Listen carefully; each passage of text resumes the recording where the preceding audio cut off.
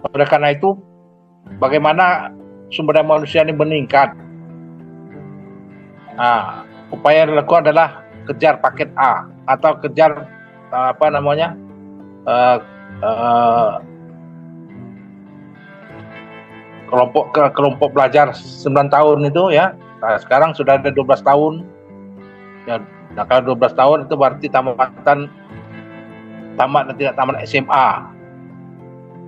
Jadi sumber daya manusia beda ya. Yang tamat SD, tamat dan tidak tamat SD dengan tamat dan tamat SMP dan tamat tidak tamat SMA itu beda.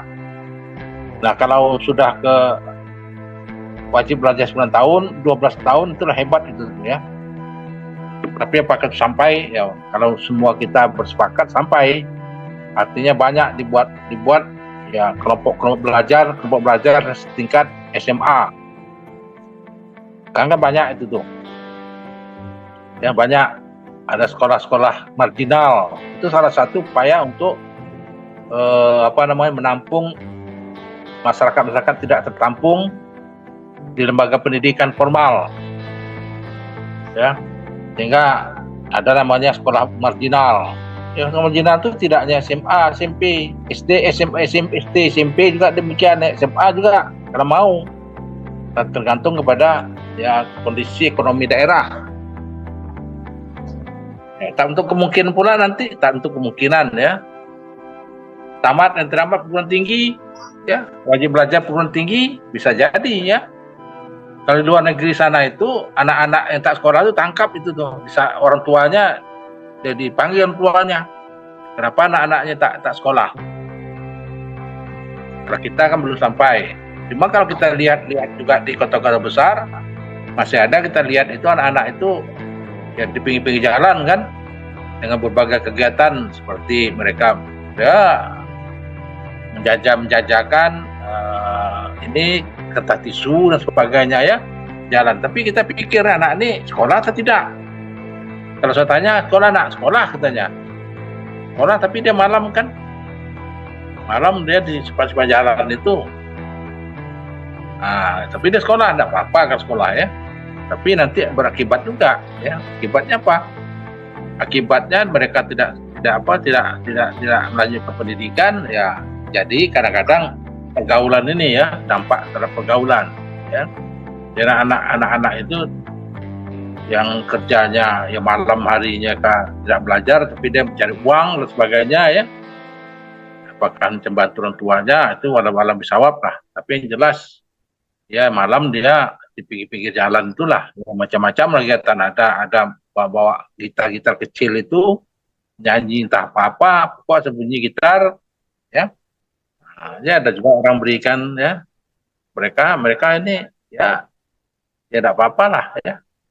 Tapi dampaknya apa? Dampaknya terhadap kita nih, masyarakat, terhadap pemerintah ya, berarti pemerintah tidak memperhatikan, padahal itu dari perhatian pemerintah.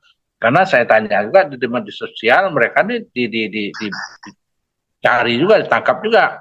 Nah mereka diberikan juga penyuluhan. Tapi nyatanya mereka lari juga ya. Ini susah kita. Tapi setidak-tidaknya adalah upaya pemerintah untuk menangkal mereka ini ya. Ini ya, itu dasar kajian-kajian dari masyarakat, dari pemerintah dan masyarakat, bahwa perlu ada wajib belajar. Dengan nantinya pola pikir masyarakat yang tamat SMP atau pendidikan dasar 9 tahun atau apalagi 12 tahun ya. Ini beda dengan tamatan yang tidak tamat dan tamat SD, berbeda. Kita inginkan nanti sumber daya manusia kita ini adalah yang betul-betul berpendidikan.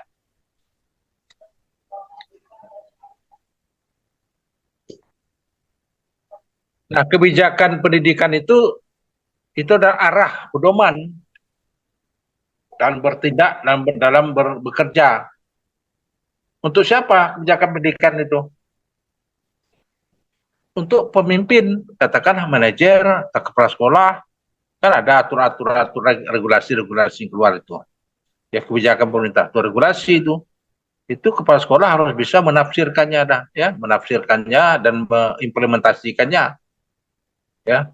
Jadi apa yang diinginkan ini? Nah, diinginkan adalah ya agar ya setidak-tidaknya kita pas sekolah juga punya gizi. Itu makanya ya kalau sudah nanti tamat master, nah, sudah harus bisa membaca regulasi-regulasi yang dimasukkan oleh pemerintah itu.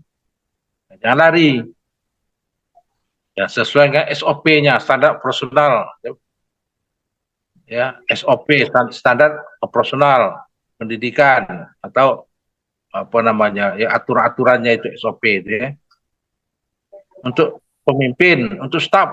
Kalau sudah punya staf, nah saudara untuk staf saudara lah. Ini ada regulasi, ada kebijakan. Nah, maka tugas saudara adalah menerjemahkannya itu. Ya, nah, itu perlu saudara-saudara itu memberikan apa namanya pengertian-pengertian yang betul-betul bisa dipahami oleh staf saudara. Jangan nanti sudah lepaskan bulat-bulat. Nanti bahkan terpatah ya sikut sapang sikut capeh, sikut tabang sikut tapeh, tak ada satupun ya kita inginkan ini tapi nyatanya jalankan lain oleh staf kita. Perlu controlling ya, bentuk controlling sebagai pemimpin. Saudara juga harus apa sekarang kan sudah tidak lagi pos de korup. Kalau saya kan pos de korup, sekarang kuat saya dah planning, organisasi, koordinasi dan evaluasi ya. Nah, itu ada mengatakan kuat ya PO Aceh ya kuat ya, tapi ada controlling itu penting. So pimpinan saudara mengontrol, mengevaluasi apa kerja staf saudara itu ya.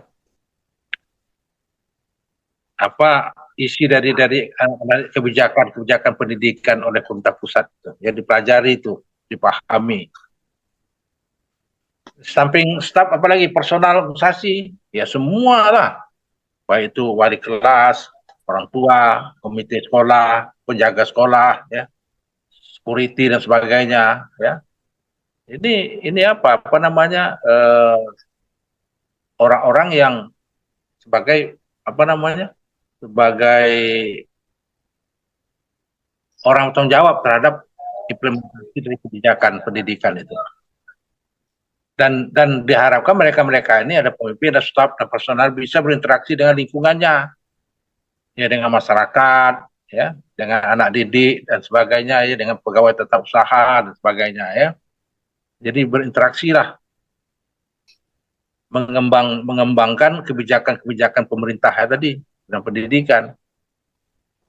Ya, setidak-tidaknya kita sebagai kepala sekolah atau sebagai pimpinan atau manajer memahami kebijakan-kebijakan pendidikan itu. Jangan nanti kita salah arah, ya. Yang dihendaki pemerintah seperti ini, nah, nyatanya tidak. Sama dengan sekarang ada kebijakan pemerintah adalah makan gizi gratis, ya.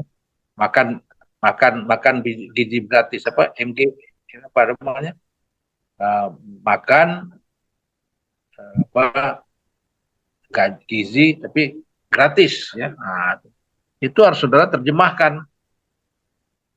Ya, terjemahkan makan gizi, dia bergizi tapi gratis. Ingat ada SOP-nya. Ini kan sampai sekolah-sekolah ini, ya sampai sekolah.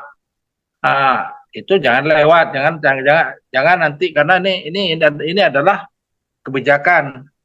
Nah, kalau ini kebijakan ini 1 sen pun ini jadi dikejar nanti saudara-saudara itu. Jadi apa namanya buatlah rancangan-rancangan yang tidak memberikan dampak terhadap saudara, ya. Serahkanlah kepada pihak-pihak terkait. Dan jangan saudara karena ini adalah kebijakan pemerintah, ya termasuk kebijakan di bidang pendidikan. Kenapa? Karena kan sekolah mau tak mau, suka tak suka, sudah akan terlibat nantinya. Semua guru kan terlibat. Ya makan gratis, tapi bergizi, ya. Berarti bergizi ya di mana pula Anda ya. Tapi gimana lah ini kebijakan pemerintah ya harus kita laksanakan, ya harus sukses. Nah kalau nanti ada kan banyak kejadian-kejadian itu ya. Nah, itu kalau sudah saudara baca, sudah ya lihat di medsos itu ada keracunan sebagainya, ada yang kurang ini, ada sebagian. Nah, jangan nanti karena ini kebijakan pemerintah, jangan nanti disalahgunakan. Nah, nanti sudah akan dikejar itu. Apatah lagi dengan kebebasan medsos sekarang ini. Salah aja nanti sudah nanti ya diviralkan, nah lah ya sehingga kepala sekolah dan guru-guru terpaksa menanggung aib itu ya. Saya tidak benar nanti sudah ya. Kadang-kadang tak benar itu ya, makanya saya bilang kalau jadi kepala sekolah sudah siap batin. Jadi kalau ada sesuatu jangan terpikirkan. Kalau sudah bekerja sesuai dengan SOP-nya, ya lah, ya kerjakan aja. Tapi janganlah di SOP. Kalau ada SOP nanti sudah akan dikejar nanti jadi viral. Nah, sekarang kan mudah viral itu dipoto, dikirim, viralkan. Nah, padahal dia tidaknya sama dengan apa namanya kejadian anak-anak memukul teman-temannya itu diviralkan. Padahal tidak ada, padahal gurau-gurau saja tuh, ya gurau-gurau saja, tapi dipiralkan. Nah, kan di mana dicari sekolah mana? Akhirnya tahu juga itu, ya. Jadi kita hati-hati ya, karena ini ada kebijakan pemerintah di bidang pendidikan, terutama makan gizi gratis, ya. Makan bergizi gratis lagi, wah luar biasa tuh ya. Tapi sudah sekalian, betul. Saya waktu ke Hong Kong kemarin itu ada bukan anak didik, masyarakat juga diberikan makanan gratis kok. Ada makan gratis diberikan itu, makan gratis. Tapi ya ada suatu tempat, tapi sana lah, pergi ke sana dapat gratis masyarakat sana tuh. Ya, kita aneh padahal ini bagus pemerintah ya. Kenapa? Karena anak-anak kadang-kadang di rumah dia tidak makan. Ya. Banyak anak yang tak mampu, tak makan.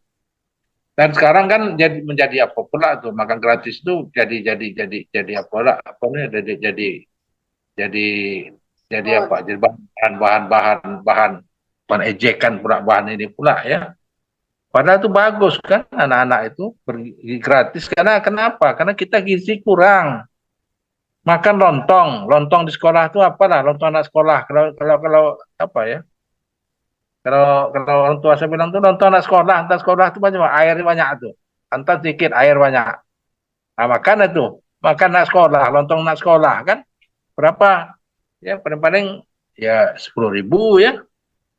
Nah, kalau ini kan makan gratis dijamin pemerintah dan jelasnya empat sehat 5 sempurna. Kalau ada susu silakan ada susu, kalau tidak ya jelas itu bergizi. Jadi kita perlu juga masyarakat kita ini bergizi anak didik kita itu, ya. Nah kemudian itu ya, jadi inilah kemudian sebagai pedoman ya. Jadi arah kebijakan pendidikan pedoman dalam bertindak, ya. Dan akhirnya akan menjadi pengambil keputusan, ya.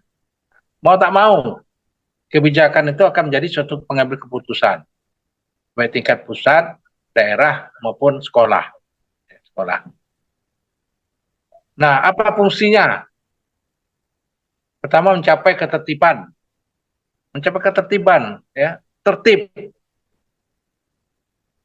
Ya kalau umpamanya sudah sekalian nanti ada sekolahnya melaksanakan kebijakan pendidikan di bidang makan gizi gratis itu kan harus tertib pelayanannya, dicari, di apa namanya, dimusyawarahkan bagaimana. Jadi kalau nanti umpamanya ya dilihat juga ketertiban baik kebersihannya ya, siapa yang masak dan sebagainya itu harus diperhatikan itu ya. Tapi saya akan mendengar nanti ada di antara saudara-saudara bagaimana pola makan gratis keras saudara itu ya, polanya bagaimana ya, bagaimana model atau metode pelaksanaannya. Tapi yang jelas bahwa ya makan gratis itu berdasarkan analisa. Jadi kalau pemerintah saya katakan tadi di awal saya katakan kebijakan itu dibuat oleh pemerintah berdasarkan kajian. Ya bukan asal buat saja, tapi berdasarkan kajian. Kenapa? Karena banyak masyarakat kita ini, terutama daerah-daerah itu tak makan dari sekolah anak-anak itu kan. Ya, nanti malam pulang sekolah rumah tak juga makan kadang, diberikan makan di sekolah. Ya, diberikan oleh pemerintah. Ini kadang-kadang salah juga ya. Kita tahu menyalahkan aja ini. Ada kebijakan-kebijakan baik, tapi salah untuk pandangan sebagian masyarakatnya. Saya coba yang jelasnya, saudara tahu ya.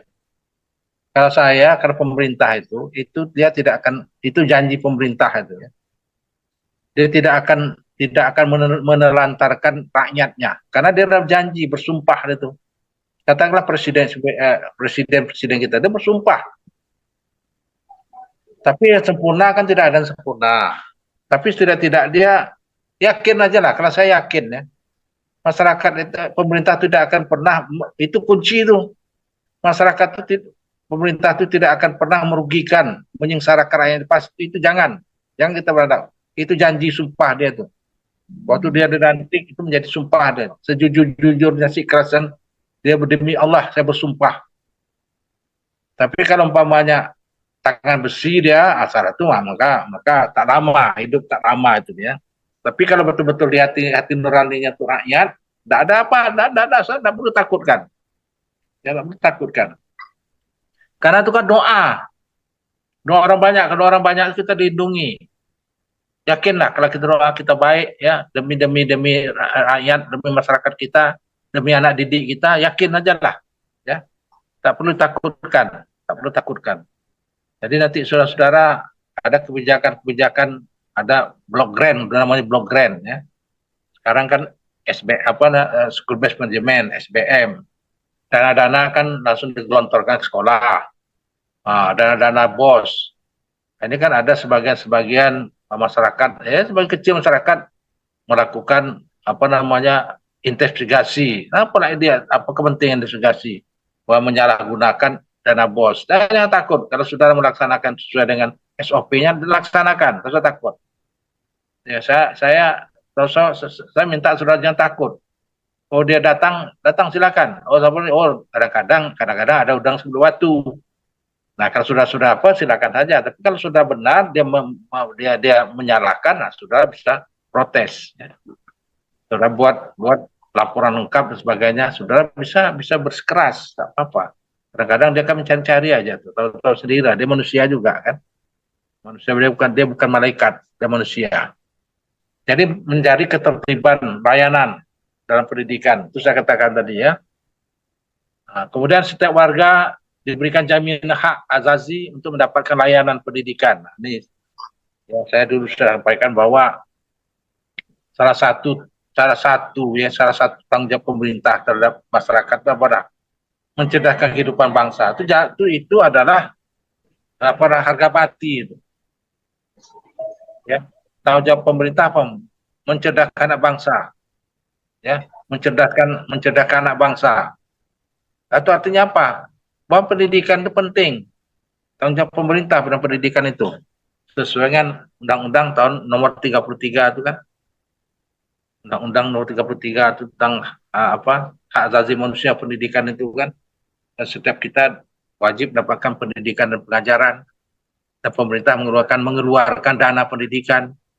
Nah, oleh karena itu satu kebijakan pemerintah adalah memberikan 20% anggaran APBD nasional, APBN atau APBD daerah, kabupaten dan provinsi 20% untuk pendidikan. Itu adalah hak asasi. Itu sudah tersirat pembukaan. Itu janji dari presiden itu, pemerintah itu ya.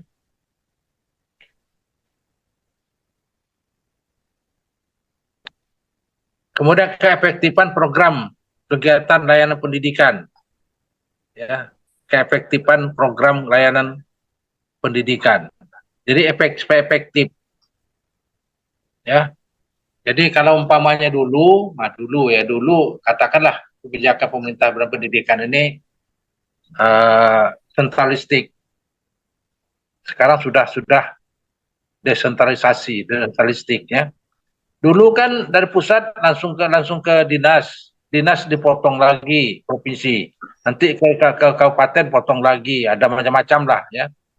Gunakan untuk ini, gunakan gini inilah untuk inilah ya.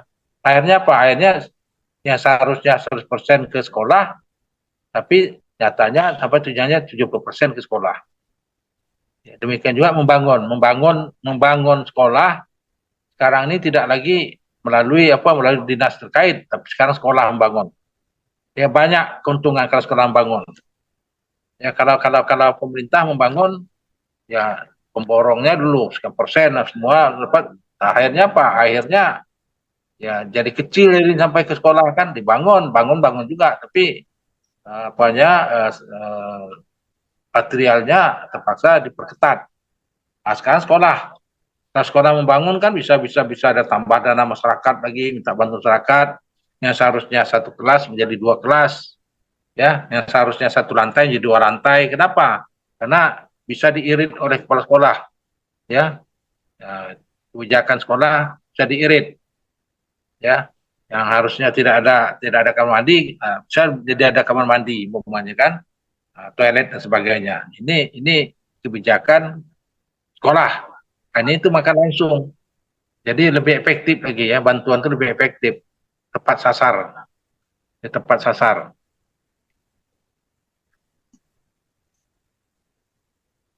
Ya, jadi ada beberapa hal, kemudian pemerintah, pemeran pendidikan dapat melaksanakan pendidikan. Ya, pemeran pendidikan ya katakanlah guru dan sebagainya. Terwujudnya ketertiban administrasi. Nah, jadi satu ya kuncinya Pak, yang jelas apapun pengeluaran kita bukukan. Itu aja tertib administrasi itu. Apapun pengeluaran walaupun 10 rupiah tetap saudara bukukan. Ya. Jadi yang penting adalah tertib administrasi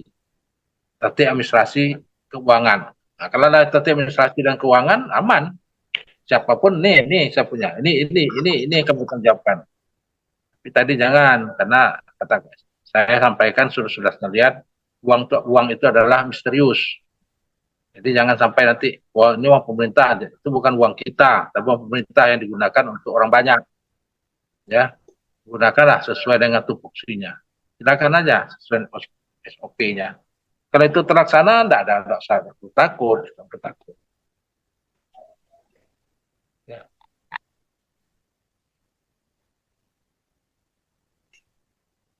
Oleh karena itu, analisis kebijakan ini berdasarkan tadi kata isu-isu kebijakan pendidikan, ada sifat makro maupun strategis. Ya, inilah yang perlu kita sikapi ya. Jadi isu-isu pendidikan ini tidak hanya pusat, daerah juga demikian. Sehingga itu menjadi kebijakan. Ya. Silakan sudah mencari isu-isu pendidikan di tempat saudara sekalian. Dan isu-isunya juga bisa sudah dijadikan sebagai tulisan untuk tesis saudara-saudara. Pertanggungjawaban secara moral. Nah, fungsi lain dari analisis kebijakan apa? Pertama ada fungsi alokasi. Nah, alokasi itu bisa bisa alokasi dana, kemudian durasinya alokasi. Tapi ini lebih pada alokasi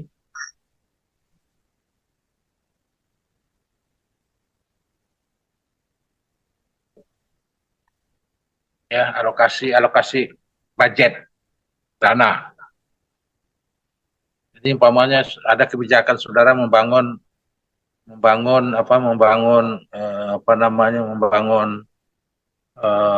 toilet, membangun ruang baca dan sebagainya. Ini harus dibunyikan, ya. Harus alokasi berapa alokasinya. Ya, saudara bisa sarankan minta bantuan kepada pemerintah daerah, dinas pendidikan, atau bisa nanti kerjasama dengan dengan perusahaan ya yang beroperasi daerah kita, silakan saja. Ya, tapi alokasi dana dan durasi penyelesaian ini harus saudara ungkapkan gitu ya. Dan fungsi inquiry-nya juga. Ya. Inquiry ini lebih pada metodologi atau kajian substansinya, harus ada kajian, ya, berdasarkan kajian inquiry, berdasarkan kajian keingintahuan kita. Kita membangun, umpamanya ruang baca. Untuk apa ruang baca dibangun? Ya tidak-tidaknya melatih anak-anak untuk mau membaca, ya. Karena pemerintah sedang menggalakkan literasi itu kan. Nah, itu juga kajian berdasarkan inquiry, lalu fungsi inquiry-nya.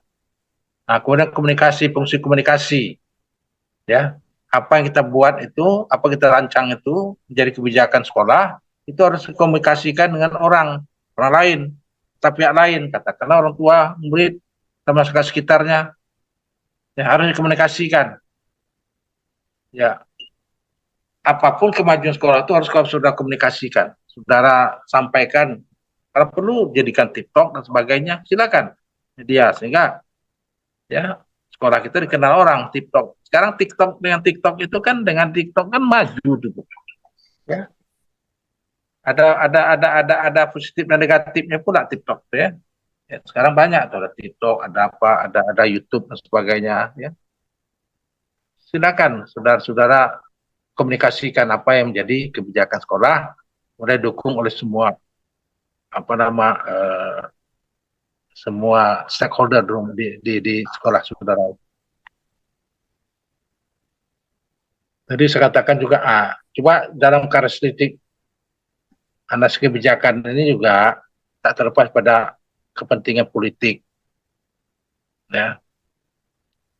Jadi ada kepentingan politik, nggak ada situ tuh memiliki kepentingan politik. Ya, tapi saudara harus pandai-pandai lah, ya. Bukan politik praktis, ya, tapi ada juga. Sekarang ini kan anggota DPR. Ini dia terang-terangan politik, terang-terangan itu, ya. Nah, oleh karena itu memang sekolah bisa sasaran politik. Tapi sudah pandai-pandai lah, ya. Saya minta saudara-saudara sebagai pimpinan pandai-pandai. Pandai selamat sampai badan ke seberang, ya. Pandai-pandai. Ya, orang pandai-pandai ini bagus, berhasil ya. Ya, tapi kalau umpamanya mandai, jangan nampak ke betul kita tuh. Ya. Kalau saya tanya apa, cara saya lah, dukung, semua kita dukung. Nah, tapi dengan cara kita lah, masing-masing ya. Kita lihatlah, ya. Mana yang kira-kira perahunya sampai ke seberang, mana yang perahunya bocor di tengah jalan, kan tahu kita. Ya, jangan menumpang perahu bocor gitu orang ya. Ya. Oh, mentang-mentang begini jangan ya. Karena mau tak mau suka kita juga kita juga harus berprasangka baik pada politik ini ya.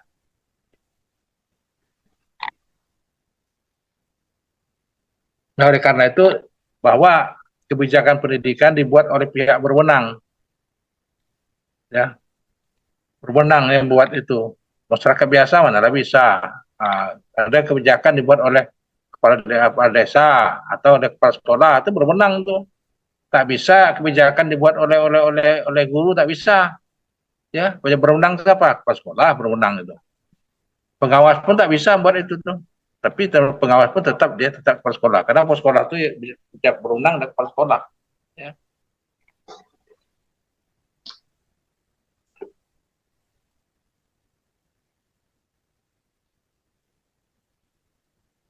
Jadilah saudara-saudara sekalian yang harus diketahui dalam kebijakan ini, ya, pendidikan ini. Tapi yang jelas para pakar ahli, para ahlinya nih menandai ciri-ciri handasi kebijakan pendidikan. Ini pertama adalah katanya mempunyai maksud pendidikan, maksud tujuan dari pendidikan sendiri. Jadi ada maksud dan tujuannya. Tentu jelas berkaitan pendidikan. Kemudian melengkapi aspek normal. Ya normal sajalah. Ya. Berarti terjadi ketimpangan. Berarti selama tidak normal harus kita normalkan. Menjandang rancangan fungsional. Disusun oleh pihak yang berwenang, tadi sudah saya katakan ya. Jadi kebijakannya juga istilahnya juga wewenang buat memaksa pihak terkait. Jadi memaksa sebenarnya kebijakan itu ya. Pihak terkait. Tapi kalau tak begitu susah juga ya. Jadi memaksa juga. Siapa-siapa itu, baik itu pemangku administratornya, ya, ada politik dan sebagainya. Ini memaksa, ya, memaksa. Ya, asalkan ada tujuan, saya katakan ada tujuan kebijakan pendidikan itu ya. Ya, kalau umpamanya dampaknya pasti ada, dampak negatif pasti ada ya. Dan bisa nilai dengan kualitas, mempunyai sistematika atau skema. Jadi inilah karakteristik daripada analisis analisis kebijakan pendidikan ini. Saya kira ini materi kita pertama adalah apa itu dikatakan dengan tadi tujuan daripada analisis kebijakan pendidikan, fungsinya apa, kemudian bagaimana karakteristik analisis kebijakan pendidikan. Ini materi ini saya kirimkan nanti, dibaca saja ya, dan dipahami aja ya. Tapi yang jelas kalau diimplementasikan, ini tugas kita lah bagaimana mengimplementasikan dari kebijakan pendidikan. Ya, kenapa? Karena sudah di atas tuntas itu tuntutan dari atas. Kalau abdon itu dari bawah ya. Top down. Top down itu di bawah ya. Sekarang tuntun atas, harus kerjakan, setengah memaksa. Tapi kan terbaik kan apa-apa.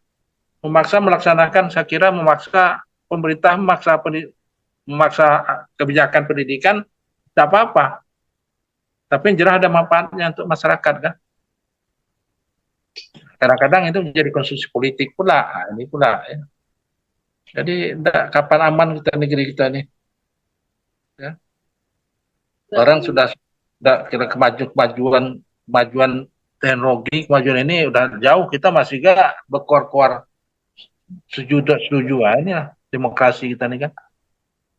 Ya. Kebebasan pers ini kan, silakan saja.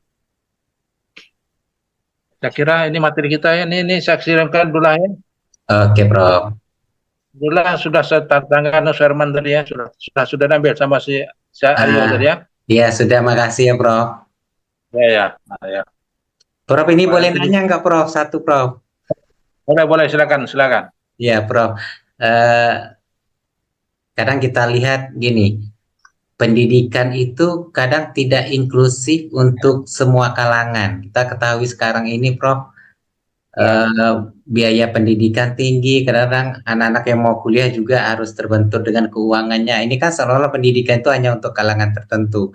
Ini pandangan Prof ini gimana, Prof?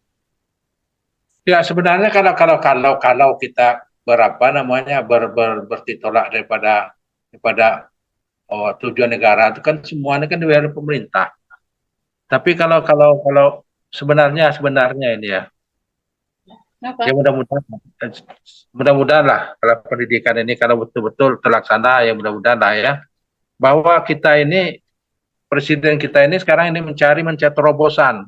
Selama ini kita kan dikebiri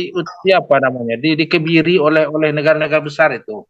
Sekarang dia tidak ingin mandiri, karena nih berdiri sendiri.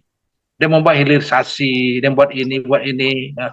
macam efisiensi biaya efisiensi itu yang pendidikan yang khusus itu tak akan ditaati itu tuh ya. Apa contohnya umpamanya ke luar negeri ya, kunjung ke luar negeri itu apa, kada perlu, tidak usah ya, macam pertemuan di hotel, tidak perlu di hotel sebenarnya ya. Ini kita ini kadang-kadang latah ya. Jadi kalau memang kita temukan bahwa tidak perbedaan yang merasakan sektor pendidikan ini ya tentulah berbeda antara daerah-daerah lain, terutama daerah-daerah pedesaan yang jauh dari jangkauan komunikasi itu jelas. Ya. Nah, yang memudahkan ya dari perkotaan. Nah, kemudian untuk melanjutkan pendidikan tinggi. Nah, sebenarnya apakah ini masih saya tak tahu nih. Itu kalau ada anak-anak kita yang tak mampu ya kuliah tapi dia sudah lulus. Itu kita ada 20% itu dulunya itu dana untuk anak-anak yang tak mampu ya. Sudah melapor saja nanti ke rektornya. Ya, jangan nanti ada anak-anak yang tidak bisa kuliah karena dasar keuangannya ya. Tapi memang tak mampu ya. Nah, sekarang ini kan di sekolah-sekolah kan gitu sekarang ini ya. Swasta juga dibantu oleh pemerintah ya. Sepanjang dia bisa terbantu ya. Ini juga salah satu upaya pemerintah untuk untuk melakukan tindak keadilan dalam pendidikan itu. Nah, kalau umpamanya ini berhasil, ya kita menjadi negara besar. Kita ingin jadi negara besar ini nih. Malaysia sudah negara besar. Kita belum ya. Dia sudah negara berkembang. Kita baru menuju berkembang, belum berkembang betul lagi, belum berkembang. Kita memang penduduk banyak, tapi tidak efisiensi. Ini maka diefisiensikan ya. Kita percayalah pemerintah lah ya. Nah, kalau umpamanya salah pemerintah, nanti dampaknya juga pada pemerintah. Tapi pun tak benar ya, kita menyanyalah kita salah. Menyanyah namanya itu. Ya, kita lihat saja lah. Tapi saya yakin percaya bahwa apa yang menjadi tuntutan-tuntutan ya keadilan pendidikan itu akan terwujud nanti yang mudah-mudahan lah ya, pemerintah kalau betul-betul mudah-mudahan Pak Prabowo ini saya lihat dari hatinya ini bersih ini nih. Ya dari hatinya yang paling dalam sebenarnya. Saya akan melihat orang dari orangnya. Ya. Nah, ini orang ini bisa, ini tidak. Saya bisa melihat orangnya. Ya. Tapi beliau itu sudah negarawan itu ya. Dia bersih, dia betul-betul dia inginkan rakyat Indonesia itu sejahtera ya, dan berkeadilan. Nah, itulah bagaimana caranya kita. Kita sudah susah menang kusut kita ini. Pendidikan kita juga menang kusut. Di mana harus kita mulai? Ya tentu dari kita masing-masing lah kita mulai. Jadi betul tadi bahwa memang belum ketidakadilan masih banyak temukan. Tapi yakinlah ya kalau tujuan pemerintah itu betul-betul terwujud, maka ini akan dapat diterobos ini ya. Jadi ya sekolah-sekolah sekarang aja lah. Zaman saya dulu dengan sekarang beda itu ya. Zaman saya dulu masih statistik. Sekolah-sekolah, wah susah sekali untuk itu banyak yang dari bangun-bangun tua dulu pas sekarang itu masih ada lagi ya. Tapi dengan ada otonomi daerah kan sudah dibangun, sudah dicat dan sebagainya ya, adalah perubahan-perubahan ya. Ini juga tuh kebijakan. Ya kenapa dana itu langsung ke sekolah kan? Sekolah kan dulu kan sunat dulu ya. Itu bukan sudah rahasia umum lagi, sudah apa ya? Sudah bukan rahasia, sudah rahasia umum begitu ya bahwa disunat semuanya itu. Disunat semua. Jadi akhirnya apa? Akhirnya sampai ke sekolah ya enggak apa namanya? Tidak sampai sekolah kan. Nah itu. Gimana kita bisa membangun? Tapi dengan ada perubahan kebijakan, nah itu kebijakan SBM itu juga kebijakan berdasarkan analisis, berdasarkan survei, evaluasi. Jadi yakinlah saudara-saudara sekalian apa yang jadi kebijakan berdasarkan survei. Kalau itu sudah menjadi rancangan peraturan pemerintah, itu harus melalui RPP dulu diuji coba dulu. Apa namanya apa namanya itu didiskusikan kelompok kecil dulu ya. Saya sering itu, kalau ada kebijakan dari pemerintah pusat, melalui DPR itu diundang, pimpinannya diundang, sosialisasi itu, RPP itu. Sebelum diundang-undangkan, disosialisasikan dulu. Ya, di undang-undang, disosialisasikan, dipelajari, mana sisi baik dan mana buruknya. Ya. Nah, inilah tugas-tugas kita lah. Ya. Kalau itu tidak baik, ya kita berikan solusinya. Kalau itu baik, lanjutkan. Jadi saya apa katakan Abdullah tadi memang demikianlah ya. Tapi mudah-mudahan ini akan terwujud nanti kita 5 atau 10 tahun akan datang nanti ya. Jadi yakinlah bahwa kebijakan itu memberikan pembaharuan. Kebijakan pendidikan melakukan perubahan-perubahan. Tapi ada perubahan positif dan negatif. Ya. Kita berharap ya kebijakan-kebijakan dari analisis itu bersifat. Nah, kenapa? Karena berdasarkan analisis, berdasarkan kajian-kajian. Ya bukan apa berdasarkan keinginan seseorang harus begini-begini. Tapi nanti ada udang selik batu ini susah ya. Tapi yakinlah mata manusia ini banyak. Apalagi kebebasan pers ini kan. Ya, viral medsos ini juga mata medsos kan masih berkeliaran sekarang ini. Ya. Maka saya minta pada saudara-saudara sebagai pimpinan, nah, jagalah, ya, kerjakanlah sesuai dengan apa namanya SOP. Jangan takut. Kalau itu sudah kebijakan bersama, jangan takut. Bunyikan dalam suatu keputusan bersama. Kerjakan, laksanakan, dan ingat, ada hitam seputihnya. Apapun pengeluaran saudara-saudara hitam seputih, ada bentuk pengeluaran, ada kwitansi dan sebagainya. Kalau itu sudah terbuku dengan baik, rapi, nah udah, tidak apa-apa. Datang juga orang-orang tertentu yang ingin sesuatu, ya tidak usah. Kalau saudara ingin, ya berikan aja, anggap sedekah, silakan. Tapi jangan biasakan itu. Akhirnya kita seolah-olah tapi kita sabarkan, kita kabarkan, kita laporkan ya bahwa administrasi kami ini, apalagi saudara nanti jadi apa magister administrasi pendidikan, ya lebih peka lagi gitu ya, memudahkan saudara untuk bertanggungjawabkan nanti kepemimpinan saudara. Saya kira itu Abdullah ya.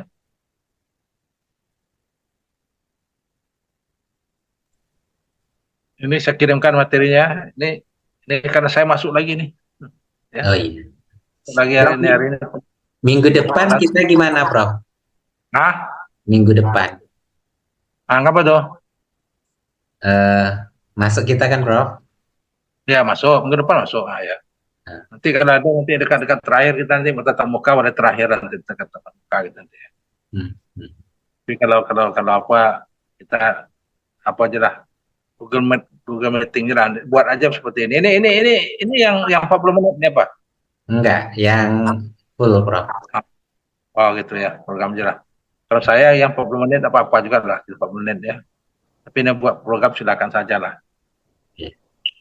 Saya kira bagus ya. Jadi kita apa namanya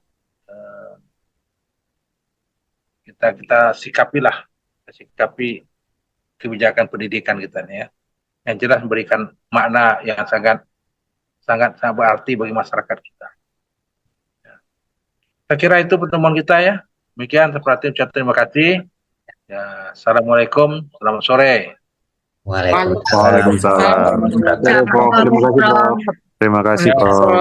Terima kasih, Prof. Ya, ini saya bahan saya kirim ke Abdullah. Nanti tolong Abdullah kasih kawan-kawan ya. Oke, siap, Prof. Ya. Oke, kawan-kawan, makasih banyak. Saya izin tutup ya. Oke. Assalamualaikum.